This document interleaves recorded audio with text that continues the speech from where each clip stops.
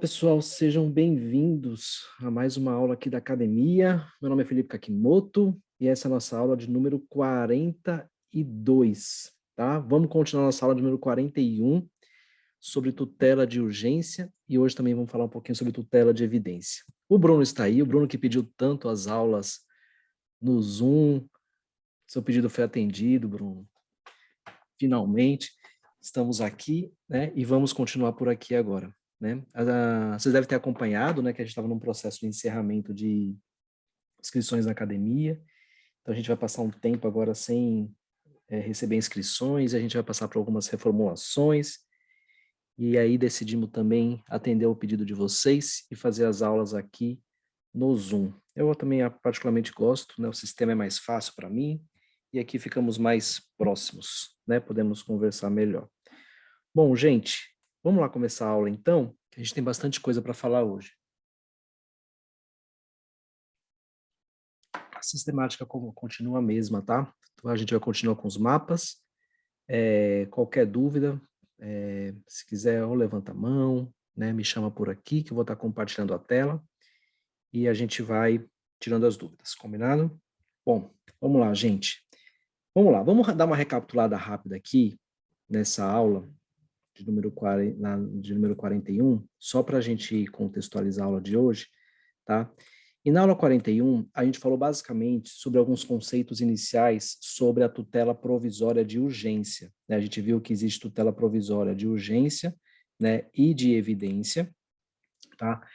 E hoje a gente vai falar sobre, naquela aula a gente falou sobre tutela de urgência. E a gente falou rapidamente sobre a tutela antecipada e a tutela cautelar, que estão dentro, né, desse conceito de tutela de urgência, tá? Tutela antecipada, que traz aí um resultado satisfativo, né? Ela tem um caráter satisfativo, porque busca já a fruição do direito imediatamente, tá? E a tutela cautelar, tá? Ela não tem esse caráter satisfativo, porque ela busca assegurar, na verdade, a fruição do direito lá na frente, né? Ela busca preservar a efetividade do processo, ela busca assegurar um procedimento no processo para, consequentemente, assegurar a fruição desse direito lá na frente também, tá? Falando dos requisitos de cada uma dessas tutelas, né? A tutela antecipada, a tutela cautelar tem requisitos comuns, né? Que é a probabilidade do direito e o perigo de dano ou risco ao resultado útil do processo, está lá no artigo 300 do CPC. E existe um requisito específico da tutela antecipada, a gente não encontra isso na tutela cautelar, que é a ausência de perigo de irreversibilidade dos efeitos da decisão. O juiz, quando ele concede uma tutela de urgência, né, antecipada, tá, ele tem que perceber se existe a possibilidade de essa decisão ela sofrer uma reversão ou não, tá? Porque, como a gente sabe, a tutela é antecipada, ela é dada em caráter provisório, né? Cognição sumária, então não é definitiva, então ela tem que ter a possibilidade de ela retornar as partes, né, ao status quo ante, como a gente chama, né? Então existe essa ausência, né, é um requisito negativo que a gente chama da tutela antecipada. Falamos sobre a fungibilidade entre as tutelas, né, a possibilidade do juiz receber uma tutela, né, como se receber a tutela, né, trazida pela parte como se fosse como outra, né, realmente cabível no caso. Falamos sobre a irreversibilidade recíproca também, tá? E dentro desse contexto da irreversibilidade, né, o cuidado que a parte deve ter com eventuais prejuízos à parte contrária, porque pode, né, culminar, né, a tutela de urgência, né, ela pode culminar no dever de reparar dano processual, né, a gente falou sobre litigância de má-fé aqui, tá? E prejuízos também advindos da tutela de urgência. Isso pode implicar em responsabilidades da parte, falamos sobre isso também. Falamos sobre os momentos, né, em que a tutela de urgência ela pode ser requerida, né, e concedida durante o processo, né? Então, basicamente ali a gente falou da tutela ela já sendo requerida na petição inicial ou durante o processo e sendo tramitado o processo com a ação já ajuizada, né? Então a gente viu aqui ela é requerida de forma incidental, concedida de forma incidental ali, então a gente viu que pode ser na petição inicial, poderia ser por petição simples, tá? Ou até mesmo oralmente na audiência. Eu acho que isso aqui eu não cheguei a comentar com vocês, tá? Mas se a gente chega numa fase do processo, né, e aí retomando um pouco a aula anterior, se a gente chega na audiência, né, as partes, o reclamado já contestou, a gente já tem toda a controvérsia estabelecida ali, tá? E o juiz percebe que é possível, né, retomar aquela decisão que ele havia rejeitado, né? A parte percebendo isso, a parte pode fazer o requerimento na própria audiência, tá? Reforçando, né, a tutela ou até mesmo requerendo originalmente ela. Ela pode requerer ali, tá bom? Você como advogado já vai preparado para a audiência, se for o caso, se acontecer isso, eu vou pedir a tutela aqui nessa audiência, eu vou pedir oralmente mesmo, já leva direitinho lá, tá? E pode pedir em audiência também, tá? Então a gente falou muito, né, na verdade toda a aula, né, passada ela foi toda focada na questão da tutela requerida e concedida de forma incidental, né, dentro da ação judicial, dentro da ação trabalhista já posta, né, já ajuizada. E falamos também da recorribilidade das decisões que acolhem ou rejeitam um pedido de tutela de urgência, tá? E hoje a gente vai falar disso aqui, ó, a tutela de urgência, né, antecedente, né, tanto a tutela antecipada como a tutela cautelar também de forma antecedente, tá? O que é essa tutela cautelar, tutela antecipada antecedente? Tá? Nada mais é a mesma tutela, você está buscando os mesmos direitos, os fundamentos são os mesmos, mas no momento que antecede o próprio ajuizamento da ação trabalhista. É muito raro isso acontecer, eu particularmente, eu nunca vi isso acontecer na prática, tá? Mas é uma possibilidade. Por que é uma possibilidade? Imagine aquelas situações, vocês sabem, né? Ação trabalhista é uma ação com muitos pedidos. Então, imagine uma situação em que você tem um caso de um cliente seu, em que você tem uma ação trabalhista para ajuizar, e tem muitos pedidos aí para formular, muita demanda. A elaboração da petição inicial vai levar um tempo, né? Você não vai fazer num único dia, nem em dois, de repente você vai elaborar um pouquinho mais, né? O seu cliente tem algumas provas para te apresentar, alguns documentos para te apresentar, e você vai demorar um pouquinho mais para poder elaborar e ajuizar essa ação, tá? Mas, de repente, nessa ação, existe um pedido específico que é muito urgente. Então, por exemplo, o caso de uma gestante, que a gente vem falando muito ultimamente, um caso de uma reintegração de um acidentado, né? Enfim, principalmente casos de casos que envolvem reintegração, né? Seja empregado estável, seja nulidades, né, de demissões nulas por outros motivos, né, de repente uma demissão discriminatória, enfim, situações que realmente demandam urgência. E você decide que você não quer esperar, né, esse tempo para poder elaborar toda a petição inicial, você não quer esperar para poder formular junto com a ação. Então, você pode pedir essa tutela com antecedência. Na verdade, você tem duas alternativas. Ou você ajuiza uma ação trabalhista mesmo, só com esse pedido e com pedido de tutela antecipada em relação a esse pedido, ou tutela cautelar, né? Ou entra com um pedido de tutela, né, antecipada ou cautelar de forma antecedente. E aí você também não está nem falando da ação propriamente dita, você não vai formular o pedido ainda, né? Você só vai indicar qual é a pretensão. A gente vai falar sobre isso. Tá? Então, a tutela antecedente, ela serve para esses casos mais, vamos dizer, drásticos mesmo, né? Aqueles casos que demandam realmente muita urgência mesmo, não tem como esperar. Então, né, é uma via e é uma possibilidade. Tá? E aí nós vamos para o nosso segundo mapa aqui, a gente vai falar sobre isso agora. Vamos lá. Vejam só, tutela de urgência, antecedente, tá? Bom, a gente vai ver o passo a passo hoje, né? O título da nossa aula hoje, o tema é o passo a passo das tutelas de urgência de evidência. Então, a gente vai ver o passo a passo, né? Porque envolve algumas questões aqui, das duas tutelas aqui. Tanto a tutela antecipada, como a tutela cautelar, tá? Lembra, a gente está dentro de tutela de urgência ainda, tá? Nós temos as tutelas provisórias, que são tutela de urgência, tutela de evidência. Então, a gente está dentro de tutela de urgência. A gente vai falar de tutela de evidência no final da aula, tá? Porque já é um pouquinho diferente. Bom, vejam só. Tutela antecipada, gente. Tutela antecipada. Qual é o contexto aqui, então, como eu falei para vocês? No momento do ajuizamento da ação, já existe a urgência de concessão do direito, né? Isso existe também quando vai pedir a tutela na própria petição inicial de uma ação completa, tá? Mas aqui é o mesmo contexto, né? A urgência, ela já existe, ela já existe. E a urgência é tão grande que você precisa antecipar ela aqui e ajuizar antes mesmo da própria ação, né? Completa, tá? Então vamos lá. Primeiro passo aqui. Como é que isso começa, tá? Isso começa com uma petição inicial também, normal, tá? Esse pedido de tutela antecipada antecedente começa com uma petição inicial, trazendo esses elementos aqui: exposição da lide, indicação do direito que está sendo violado, os requisitos da tutela de urgência que está pedindo, que é o perigo de dano ou risco ao resultado útil do processo, que a gente conversou bastante na aula passada, tá?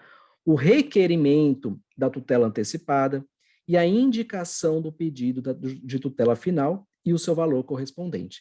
Então, veja, não existe aqui grandes novidades para a gente, né? Do mesmo fato, você vai ter que argumentar, você vai ter que explicar por que você está buscando o direito, vai ter que fundamentar, né?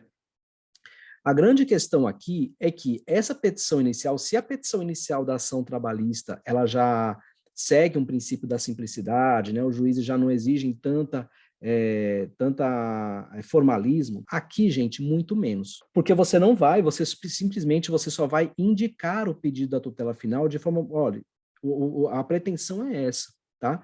E quando for ajuizar essa ação, quando for distribuir essa petição inicial com esse pedido de tutela antecipada antecedente, você tem que ser muito claro quanto ao uso desse instituto. Por quê? Primeiro que não é tão comum as partes requererem isso. Então, se não é comum e você vai apresentar uma petição um pouco mais simples, um pouco mais curta, ali, muito mais objetiva, porque, até mesmo porque o caso é urgente, tá, você tem que dizer que você está usando o instituto, né, para o juiz também não achar que, de repente, a petição inicial está inépcia, por algum motivo achar que é uma ação trabalhista propriamente dita, já é a ação definitiva. Então tem que ser muito claro. É tão necessário isso que existe um dispositivo do CPC prevendo isso. Então tem que ter clareza quanto ao uso da tutela antecipada antecedente para evitar o pronunciamento de inépcia da petição inicial. Mas veja que não há muita diferença em relação aos elementos dessa petição inicial. É a mesma coisa, você vai expor a lide, você vai indicar qual é o direito, você vai trazer os requisitos da tutela, né, e você vai requerer a tutela. A única diferença está aqui, ó, você vai fazer uma indicação muito breve de qual é a pretensão final ali, qual é o objetivo.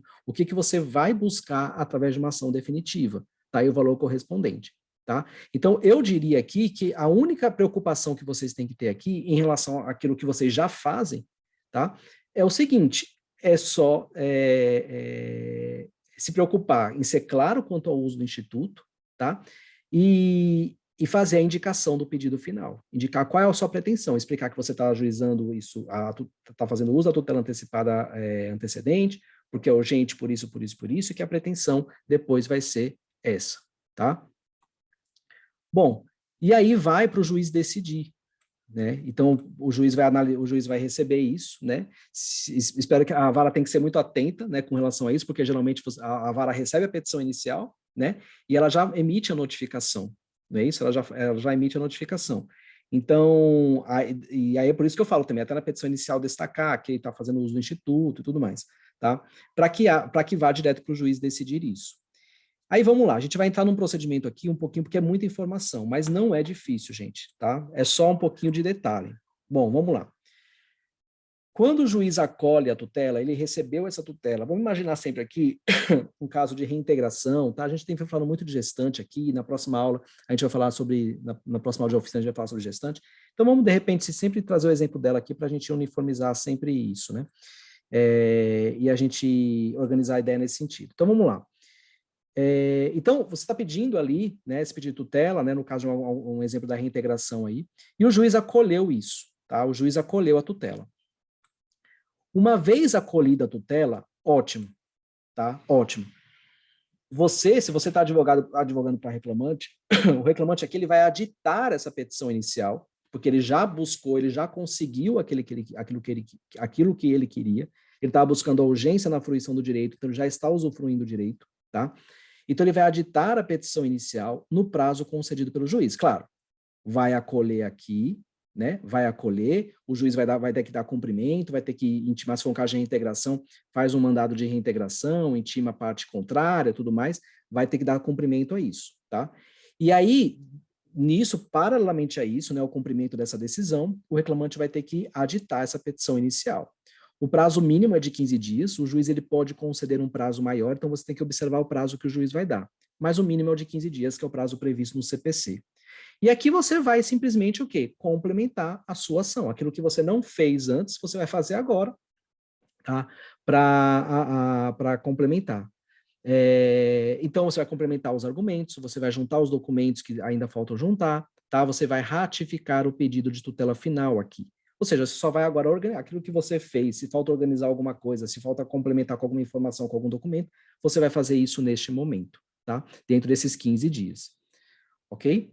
Bom, feito isso, gente, tá? O processo segue o curso normal daí, porque daí a ação ela já está prontinha, né? Você já ajuizou a tutela, o juiz deu, você organizou a petição inicial como deveria conceder, trouxe o aditamento, o processo segue o seu curso normal com a citação do reclamado. E daí em diante a gente já sabe como é que são as coisas, tá?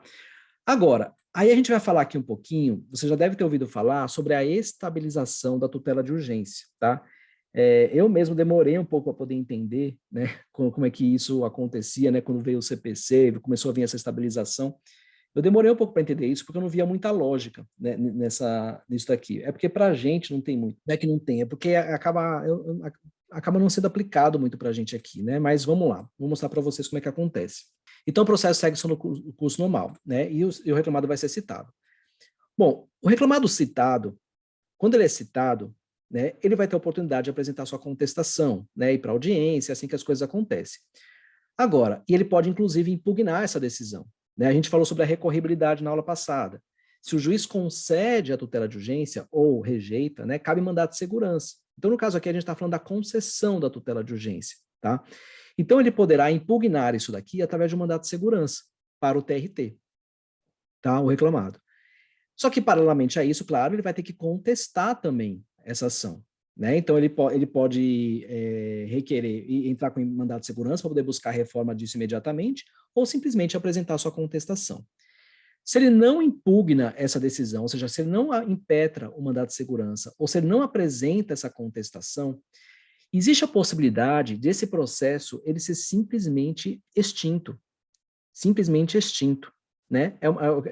A doutrina chama isso de uma extinção anômala, porque não está previsto nem no 48, nem no 485, né, nem no 487 do CPC. Não é uma extinção lá daquelas hipóteses sem resolução do mérito ou com resolução do mérito. É uma extinção anômala, porque assim prevê o CPC. Tá? O que acontece com a gente? O que acontece na nossa prática? Né? O juiz concedeu a tutela de urgência, né? Aqui a gente está falando do antecedente, mas já arrumou, tal. O juiz concedeu a tutela de urgência, citou o reclamado. Se o reclamado não impugnou através de mandado de segurança, se não contestou, né, o que é o normal que aconteça aqui? Vai ter a revelia, né, o juiz vai decretar a revelia, vai marcar a audiência, né, se o reclamado não comparecer para a audiência, paciência para ele, e o juiz vai decidir, né, a revelia do reclamado. Geralmente é isso que acontece, né? Só que existe a possibilidade simplesmente de, chegando aqui e não havendo nenhum tipo de impugnação por parte do reclamado, essa ação ser extinta. Essa ação é extinta e essa tutela antecipada que foi concedida aqui, ela se estabiliza.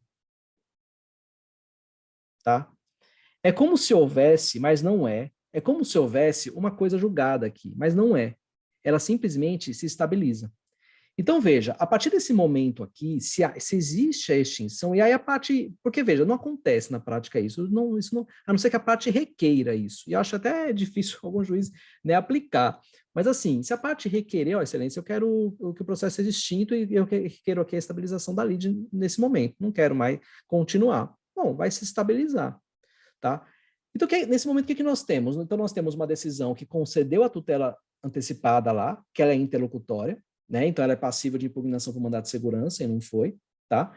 E nós temos uma decisão de extinção aqui, que é uma sentença. Dessa decisão de extinção, pode haver recurso ordinário, tá? Porque isso aqui é uma sentença. O artigo 316 do CPC diz que o juiz só pode extinguir o processo através de uma sentença, tá? Então, ainda que seja uma extinção anômala, é uma sentença. Então, a parte pode até recorrer dessa sentença, de repente, tá? E veja, aí com a extinção desse processo, subsiste, ou seja, o processo ele se encerra, mas se sobrepõe a ele, prevalece ainda daí a concessão dessa tutela, e ela se torna estável. Então, há simplesmente uma estabilização. Essa tutela tem que ser cumprida, né? A parte reclamada tem que observar essa tutela, tá?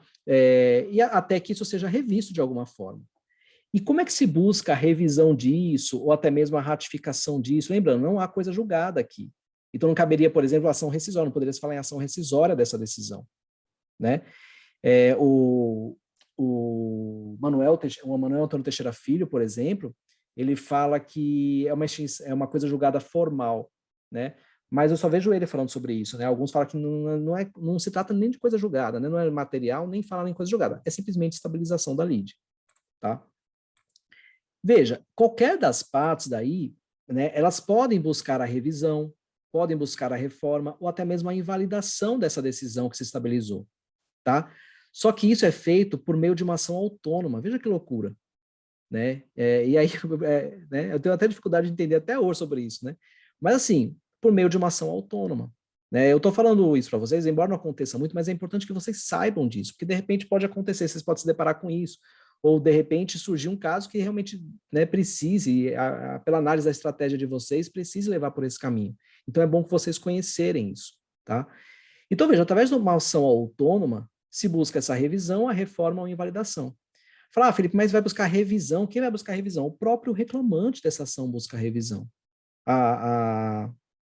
Ele pode buscar até mesmo a ratificação disso, se houver descumprimento de alguma forma, tá? Porque a gente não vai discutir mais nada aqui, aqui se estabilizou, esse processo foi extinto. Tudo mais agora é por ação autônoma, tá? E só vai haver isso daqui através de uma decisão de mérito sobre esse assunto. Então, a parte tem que buscar, a parte vai entrar com uma ação autônoma e vai buscar uma decisão de mérito. A decisão de mérito, e somente ela, é que poderá reformar isso daqui, afastar essa decisão. Tá? Ah, mas a parte pode entrar com uma ação autônoma e pedir uma liminar? A princípio, não. Né? Porque o CPC é muito claro, através de uma decisão de mérito, ela é estável, ela está estabilizada. E essa ação aqui, ela tem que ser ajuizada no prazo decadencial de 2 anos, a contar da ciência que extinguiu o processo anterior. Então, houve a extinção aqui, o reclamado ele é citado, inclusive a empresa é citada, né? Desculpa, a empresa é intimada dessa decisão, começa o prazo de 2 anos para se buscar a reforma disso, né? A invalidação, seja o que for, prazo decadencial de 2 anos. Ah, Felipe, e depois de 2 anos, como é que se faz? Depois de 2 anos, a princípio não se poderia mais nada, porque o prazo é decadencial. Então veja que loucura, daí a gente vai ter uma decisão que não só se tornou estável, mas ela também depois nem pode mais ser discutida porque passou o prazo decadencial. Né? E aí é que até o Manuel ele entra nesse mérito, né? Fala assim, nesse caso, né, ele defende o cabimento da ação rescisória nesse caso aqui, né? Porque se assemelha muito a essa hipótese aqui das hipóteses de rescisória mesmo, né? A rescisória ele fala aqui, ó, a decisão de mérito, né? Pode ser rescindida, né? Enfim, qual foi aqui, ó?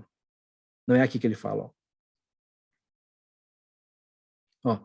Nas hipóteses previstas nos incisos do caput, será rescindível a decisão transitária julgado, embora não seja de mérito, que impeça a nova propositura de demanda.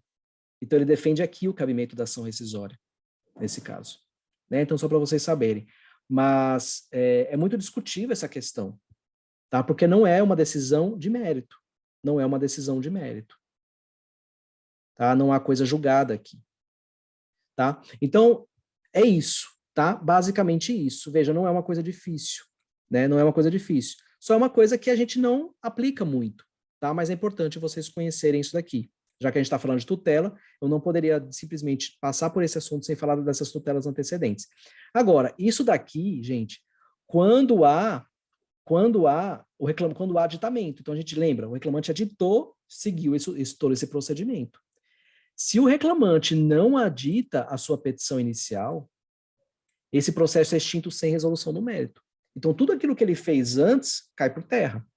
Daí a necessidade de realmente o reclamante aditar a petição inicial depois. Né? Então, veja, às vezes até um trabalho maior, né? A gente pensar num procedimento como esse. É só realmente quando o caso for muito extremo. Se não for, é muito melhor ali entrar mesmo com a sua açãozinha trabalhista, né? Já alega tudo, já traz a tutela ali mesmo, em caráter incidental, né, do que inventar muito essas questões. Se der para esperar, se der para esperar alguns dias aí, para poder elaborar tudo certinho, faz, segue o procedimento normal, tá? A não ser que seja um caso de vida e morte mesmo. A pessoa está lá no hospital hoje, é um empregado, precisa passar por uma cirurgia, né, de alguma forma, houve problema com, sei lá, um plano de saúde vinculado à empresa, alguma coisa assim, tem que ser hoje. Então, vai lá com urgência e aplica daí a tutela antecedente, tá? Bom, então esse é o procedimento da decisão que acolhe. Agora presta atenção aqui, decisão que rejeita a tutela. Pediu a tutela antecedente. Decisão que rejeitou. O que o CPC diz? Diz que o reclamante ele tem 5 dias para emendar a petição inicial. Rejeitou, o juiz dá 5 dias para emendar a petição inicial, tá?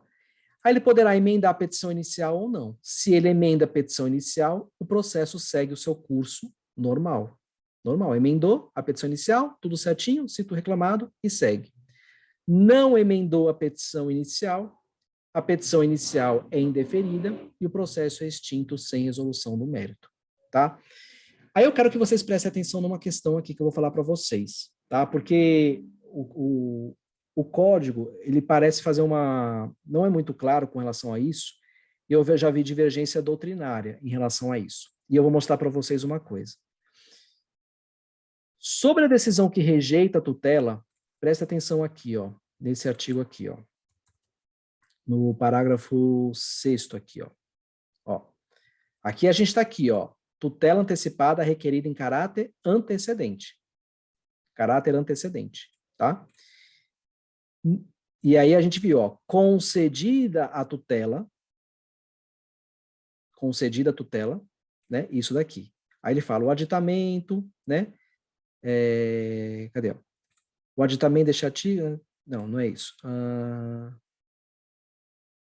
Aqui, ó, não realizado o aditamento, né, o processo será extinto. Aí o parágrafo 6 diz o seguinte, ó, caso entenda que não há elementos para a concessão, ó, não há elementos para a concessão da tutela antecipada, o órgão jurisdicional determinará a emenda da petição inicial em 5 dias, sob pena de ser indeferida e de o processo ser extinto sem resolução do mérito. O que alguns doutrinadores falam? O que alguns livros falam? Falam o seguinte, olha, essa tutela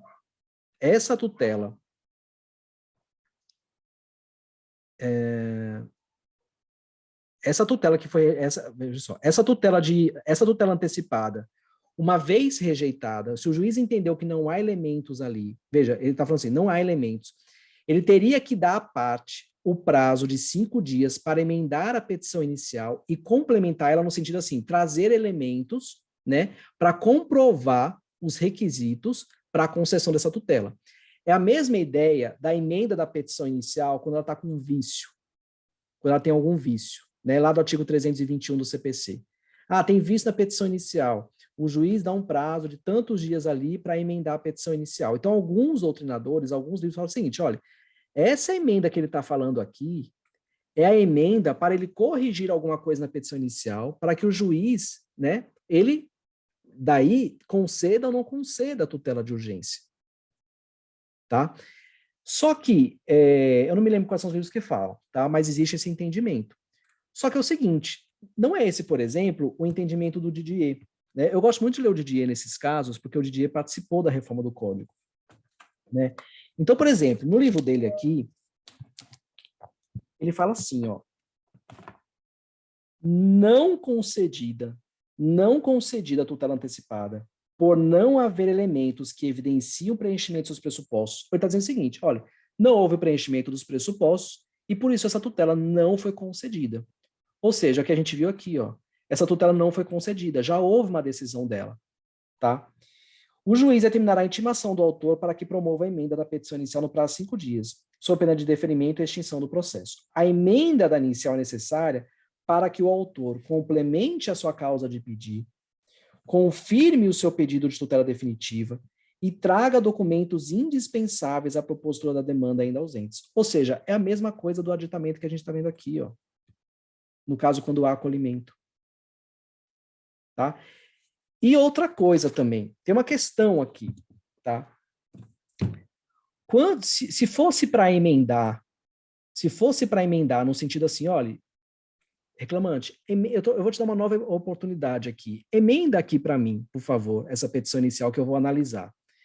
Né? Não faria sentido a falta de emenda implicar a extinção do processo, a extinção do processo sem resolução do mérito. Porque, veja, se ele dá o prazo para emendar, dá uma oportunidade ainda, ó, traga aqui para mim novos elementos, tal, dá a oportunidade e ele não faz, o juiz ele não teria que extinguir o processo, ele teria que rejeitar essa tutela para o processo prosseguir. Então, quando ele fala que a falta de emenda extingue o processo, é justamente nessa hipótese quando já houve uma decisão de rejeição.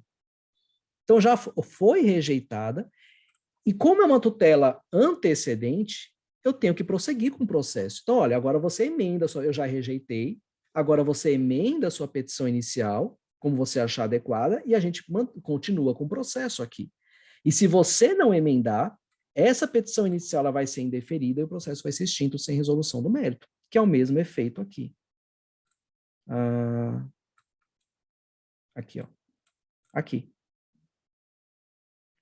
Né? Ah, Felipe, mas por que quando ele acolhe, a parte tem 15 dias, se rejeita, tem 5 dias? Pois é, isso é uma diferença que o código traz, mas houve essa opção do legislador.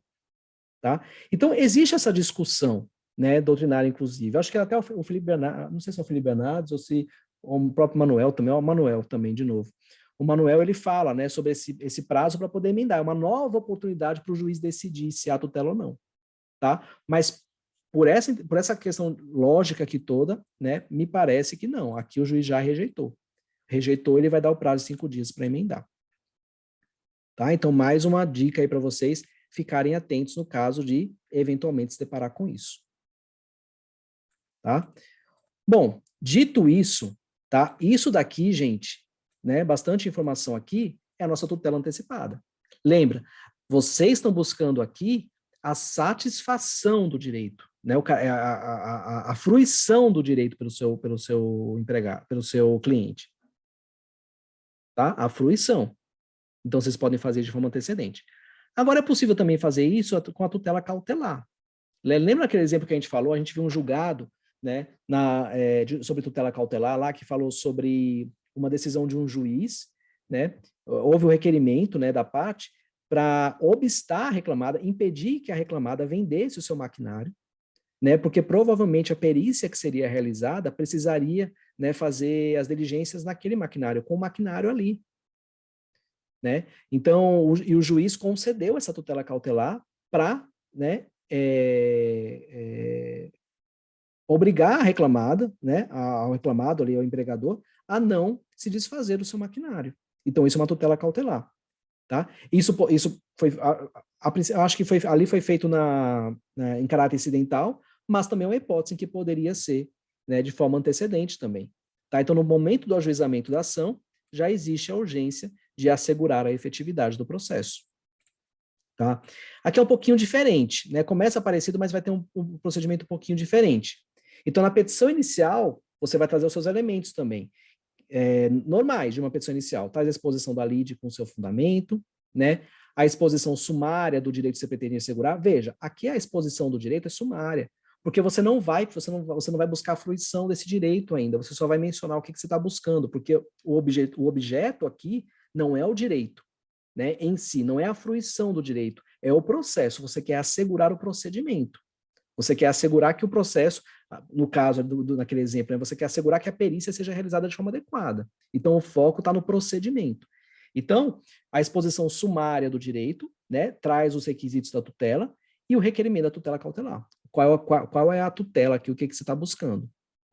Tá? E, mais uma vez, né, clareza quanto ao uso aqui da tutela. Aqui não é tutela antecipada, né?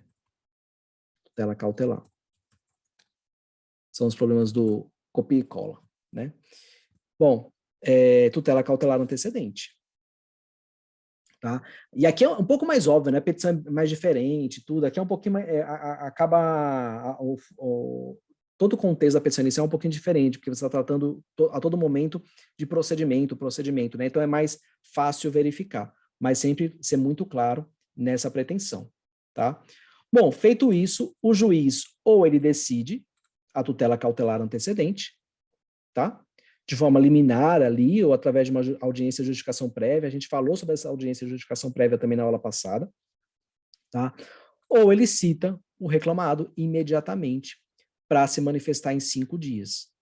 Aqui a gente está o seguinte, ó, a gente está dentro ainda, tratando aqui da tutela cautelar antecedente, tá? Então ele vai contestar o pedido e ele vai indicar as provas que pretende produzir, né? Feito isso, né, contestado o pedido de tutela cautelar antecedente, né, e aí prossegue-se pelo rito ordinário no seguinte sentido, gente, né? Se houver prova, se houver alguma coisa, enfim, testemunha para ser ouvida, alguma coisa nesse sentido, pode ser feito. Só que isso ainda é um incidente dentro da... A gente está tratando da cautelar ainda, não é o processo em si, é a cautelar, tá?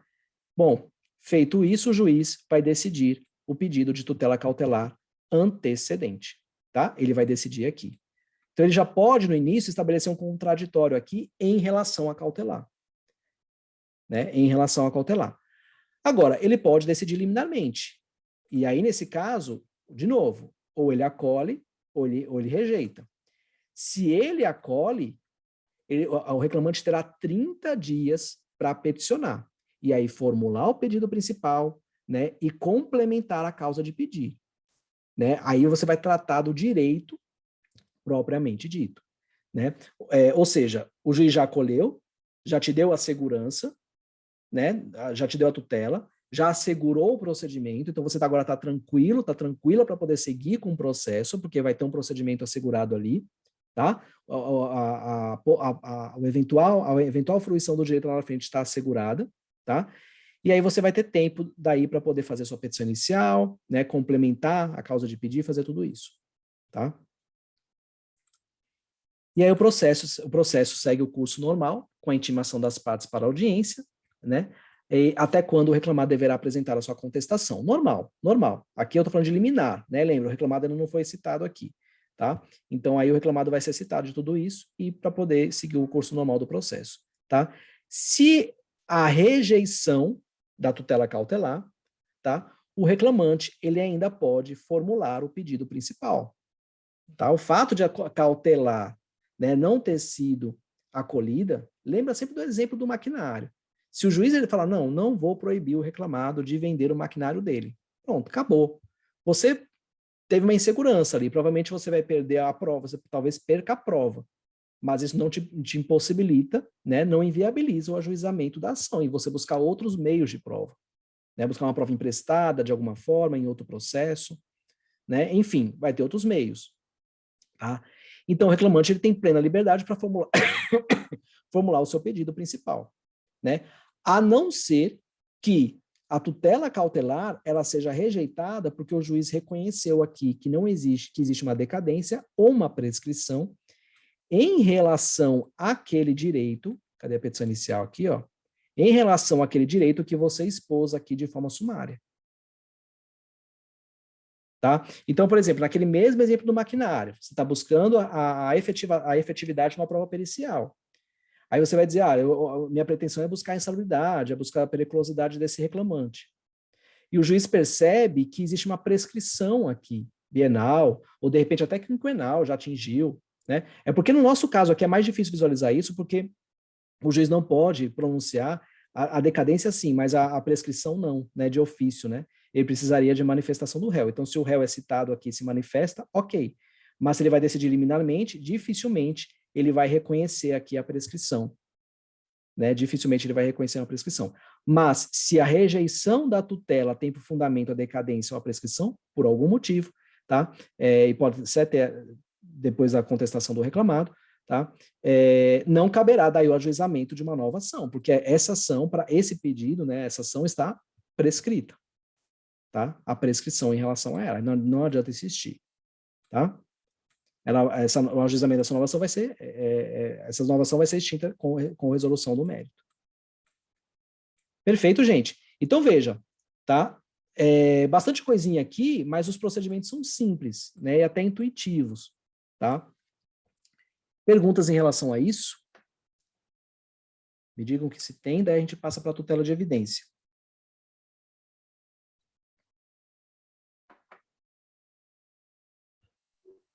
Então vamos lá. Por aqui 100 perguntas por hora. Então tá bom, maravilha. Tá, gente? Então, assim, se deparou, né, só alertando a você, se deparou com uma situação dessa, vem para esse mapinha, dá uma olhada nele, tá? Eu fiz as indicações dos artigos aqui para vocês irem direto nos artigos, tá? Então, isso aqui foi mais para facilitar, tá? O entendimento do passo a passo dessa tutela antecedente. Porque tutela incidental, né, é mais simples dentro do processo, vocês já estão até mais acostumados com isso, tá? E quando é tutela antecedente, tá, gente? Muita vara aí não está acostumada com isso.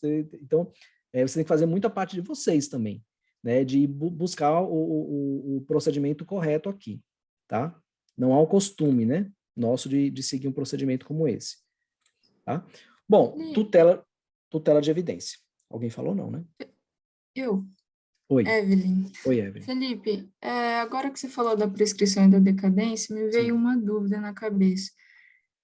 Se o cliente me procurasse em cima do prazo da prescrição, e aí eu tivesse que ajuizar a ação imediatamente, no mesmo dia, no dia seguinte, enfim, estaria ali quase atingindo a prescrição, né? Teria como ajuizar só para suspender o prazo prescricional e aí eu conseguir montar a ação adequadamente? Quando você ajuiza essa ação, quando você pede a tutela, Evelyn, tá? Há interrupção da prescrição aí, em relação a esse direito que você está... a esse direito relacionado à tutela. Entendeu? Porque... Entendi. Hã? Entendi. Entendeu? Porque o que é a prescrição? A prescrição é inércia. Né? É a mesma coisa que você ajuizar, por exemplo, uma ação de protesto, por exemplo. Se você ajuizar uma ação de protesto, no sentido de assegurar ou ajuizar, poderia ser uma ação de protesto também. Eu vou ajuizar uma ação, entra com a ação de protesto para assegurar o direito de ajuizar uma ação relacionada aos seguintes pedidos. É uma outra via também, tá? Mas é justamente isso. Através dessas ações, tá? Seja através da tutela, antecedente, protesto, você está demonstrando que você não está inerte. Né? E aí há uma interrupção da prescrição. Agora, lembrando, porque a gente está falando de uma questão muito específica, né? O direito relacionado à tutela. Então, se você está falando de uma prescrição bienal, por exemplo, né? Possivelmente não é só esse direito, né, relacionado ao contrato que vai ser fulminado pela prescrição. Então, se houver diferenças, se houver diferenças salariais, enfim, outros direitos, horas extras, né? Provavelmente tudo isso vai ser prescrito, né? Então, aí, só o ajuizamento da tutela antecedente, né? Se for o caso, não vai adiantar muito. Aí, talvez seria mais viável entrar com uma ação de protesto, de repente, né? Para poder interromper. Tá? Entendi. Quem ajuiza muito a ação de protesto, né? Protesto judicial, são os sindicatos, né? Às vezes, né? Sindicatos ajuizam, eu sempre vejo, quando eu vejo ação de protesto, é sindicato, para poder assegurar os direitos dos trabalhadores. E aí interrompe também a prescrição. Interrompe a prescrição. Né? Existe até uma discussão doutrinária aí, né, sobre a interrupção, porque com a reforma da CLT, tem uma previsãozinha na CLT agora, que fala sobre a interrupção, que ela seria só interrompida, deixa eu lembrar aqui, vamos ver se eu...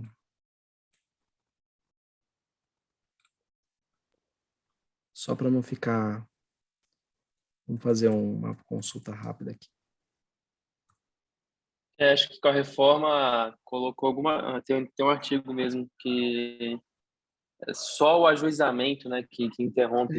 Mas aí é mais um entendimento do TST, parece que é bem tranquilo quanto, pelo menos... Exato. Tem até uma OJ, eu acho que uma coisa assim. Isso, Protesto, também tem. Aí surgiu esse questionamento, né, esse levantamento sobre se o protesto deixou de interromper, se não deixou de interromper, mas tem reconhecido, o pessoal tem reconhecido, sim. Entendeu? Tá bom? Bom, vamos lá. Beleza, obrigada. Certinho, Evelyn? Ótimo, então vamos lá. Vamos seguir, então, aqui com esse... Vamos falar um pouquinho agora de tutela de evidência. Vamos lá.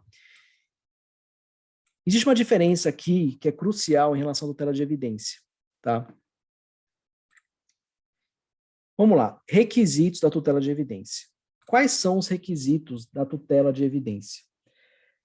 Na verdade, aqui, existe só um requisito, né? A gente viu que na tutela de urgência a gente tem a probabilidade do direito, né? E o perigo de dano ou risco ao resultado útil do processo. Aqui a gente vai ter, basicamente, a probabilidade do direito. Para que uma tutela de evidência ela seja concedida, vocês não precisam demonstrar urgência, né? E veja, isso é muito intuitivo, porque, ó, tutela de urgência, né? Você busca a urgência, existe a urgência, então ela é um requisito. Na tutela de evidência, eu só preciso verificar o direito. Eu preciso perceber que o direito está ali evidente. Apenas isso. Então, a urgência não é um requisito. Embora em algumas situações a urgência esteja presente. Se a urgência estiver presente, é um motivo a mais, né? Mas aí não é tutela de evidência, não é simplesmente tutela de evidência, até é tutela de urgência mesmo, tá? Então, o que eu quero dizer com isso? É que um juiz, ele não pode rejeitar uma tutela de evidência pela ausência de urgência, né? Porque não é requisito, tá? Então, essas situações, né, de probabilidade de direito estão previstas também no CPC lá. Então, quais são elas? Veja só. A primeira delas é o abuso do direito de defesa do reclamado ou manifesto propósito protelatório do reclamado. Então, quando é que isso acontece, por exemplo? Vamos supor aqui o caso de reintegração de uma gestante, tá?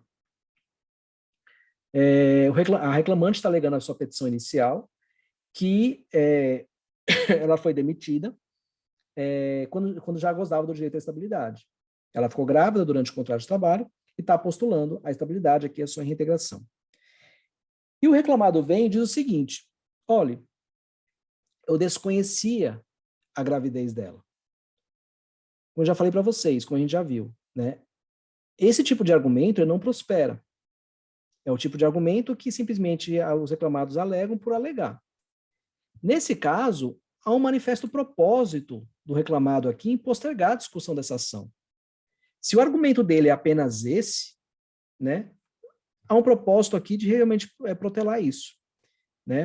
E ele está exercendo o direito de forma até abusiva, porque ele está trazendo um argumento que a própria jurisprudência já está muito batida nisso, né? A gente viu, tem até agora a tese, né, vinculante do STF, a gente viu lá na aula, tá?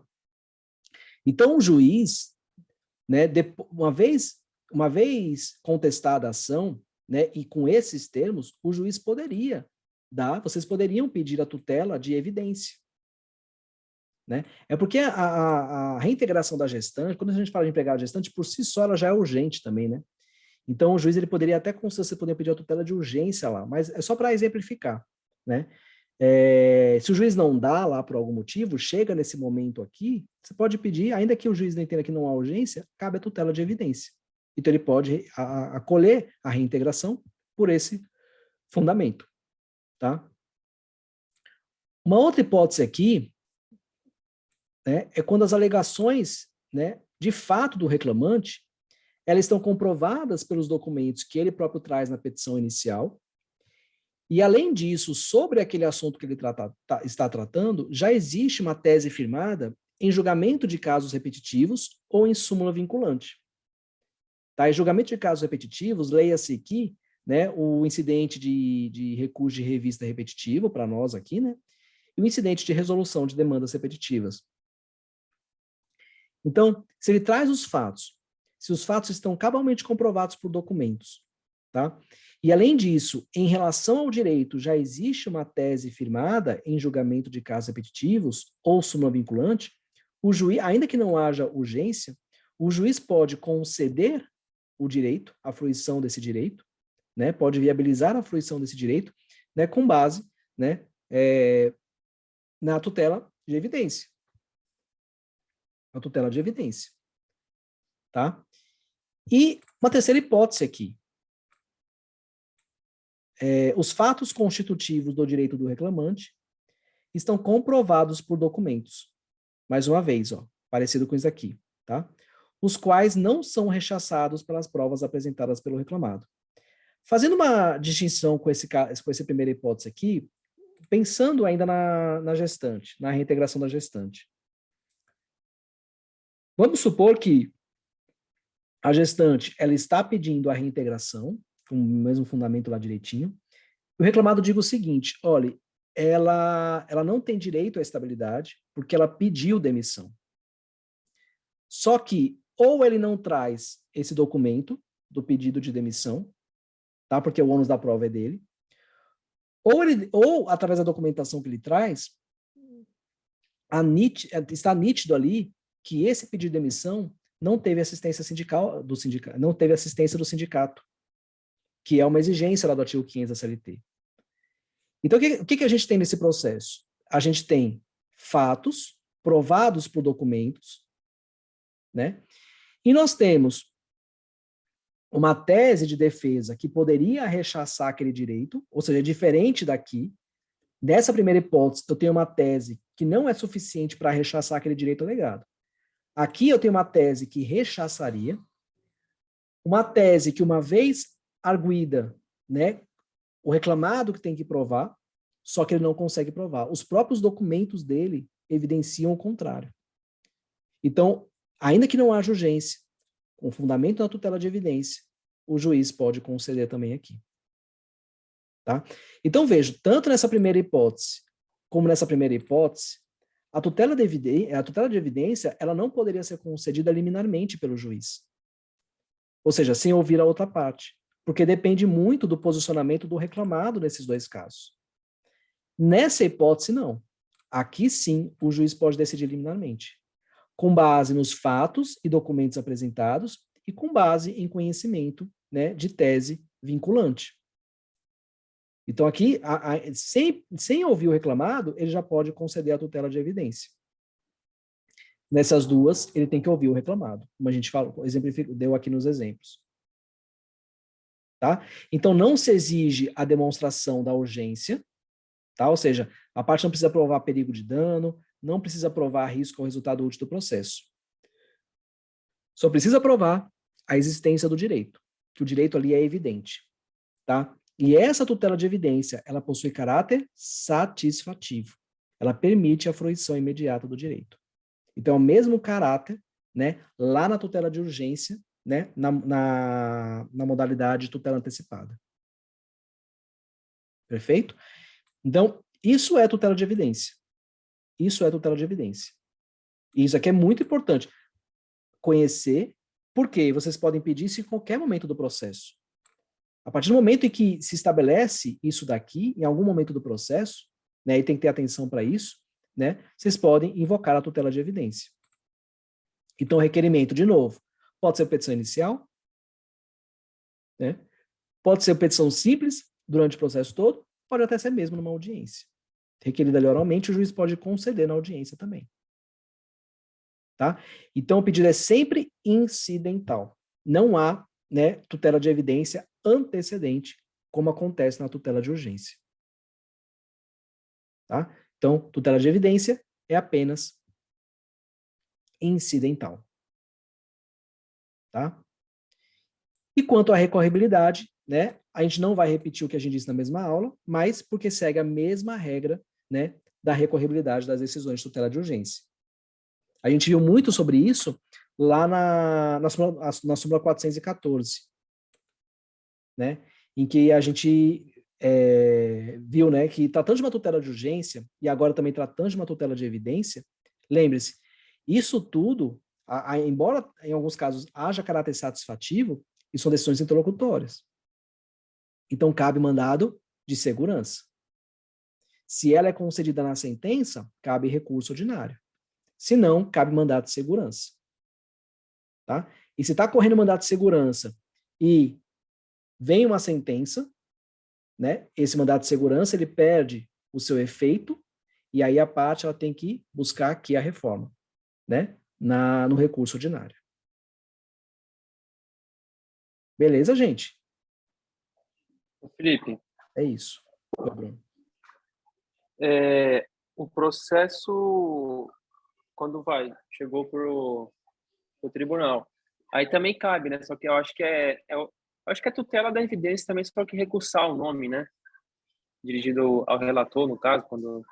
Sim, é possível que a tutela, a gente viu isso na semana passada, é possível que a tutela de urgência ela seja requerida no tribunal e seja concedida no tribunal. E aí, geralmente ela é concedida pelo relator, né? E aí, se o relator concede, aí cabe agravo interno. Porque é uma decisão monocrática. Beleza. Beleza? Beleza. É isso, gente. Bastante informação, né? Mas o procedimento não é difícil. Pegando o caminho das pedras aí com o mapinha. O mapinha ajuda, né? O mapinha ajuda. Ajuda.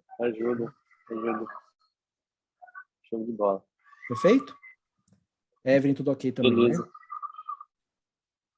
Ô, Felipe, você vai falar certo, alguma coisa? Que eu vou falar um negócio fora da aula aqui, e você está gravando? Não sei se deixa gravando. Estamos gravando, mas pode falar.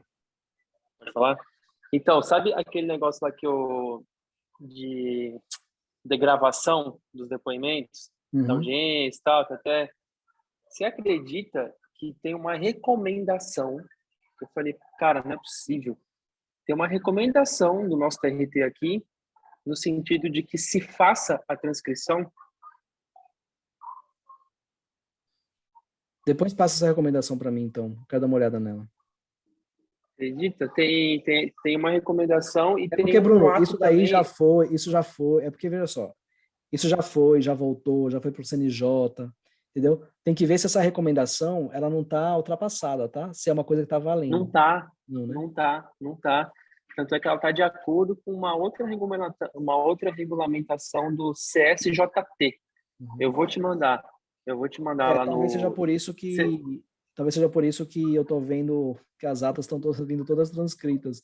Por um tempo a gente começou a receber as audiências tudo gravadas, agora estão vindo transcritas, né? Pode ser por isso. E eu realmente não tomei conhecimento ainda desses atos normativos mais recentes. Mas depois pode me mandar. Mando lá no Pode mandar no e-mail da academia. Sabe qual é o e-mail? E-mail? Beleza. É academia.dapraticatrabalhista@gmail.com. É aquele mesmo e-mail quando a gente manda as peças, né? Isso, é o mesmo. Isso, pode mandar aí para mim. Fechou. Tá bom? Beleza, gente? Com isso a gente fecha tutela de urgência, tutela de evidência, e na próxima aula a gente fala sobre outra coisa. Vou ver se a gente fala alguma coisa sobre instrução, né? Prova, alguma coisa nesse sentido, se eu trago alguma matemática nessa linha. Vocês gostam? Beleza. Tá bom? Maravilha. Então tá bom, gente. Valeu, hoje é terça-feira, nos vemos então, né? Quem está assistindo a aula do Gustavo, nos vemos na segunda-feira. Combinado? Uma boa noite a todos, até o próximo encontro.